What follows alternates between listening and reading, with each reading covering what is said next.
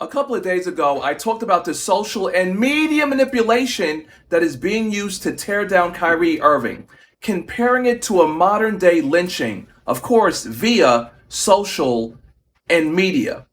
And the people who are replying saying it's not a modern day lynching, well, those people aren't black. So I don't care as to what their 2 cents opinion is because it's worthless because they haven't walked a mile in the shoes of a black man.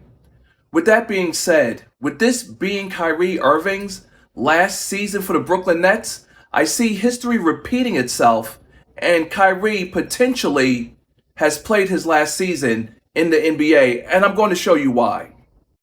So, on top of his 5 game suspension, here's the laundry list of things that Kyrie has to complete in order to go back to being with the Brooklyn Nets. Again, this is the breaking down of the black man. Read this list. Like, what is he, a elementary school child? This is a grown-ass man we're talking about, number one.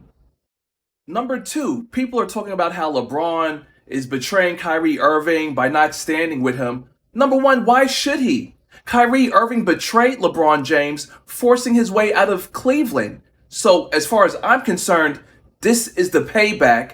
And here it is. Billionaire LeBron James throwing Kyrie Irving under the bus. And of course, this is the same fake-ass LeBron James that was faking reading books by Malcolm X. Give me a break. And here's where history repeats itself, which I realized yesterday that a lot of people don't know, that 26 years ago, Mahmoud Abdul Rauf was suspended $32,000 for not standing for the American flag, which he said stood for oppression and racism. So the media firestorm back then, before social media, they were on him very hard about this. And then when he did stand, he chose to keep his head down and pray.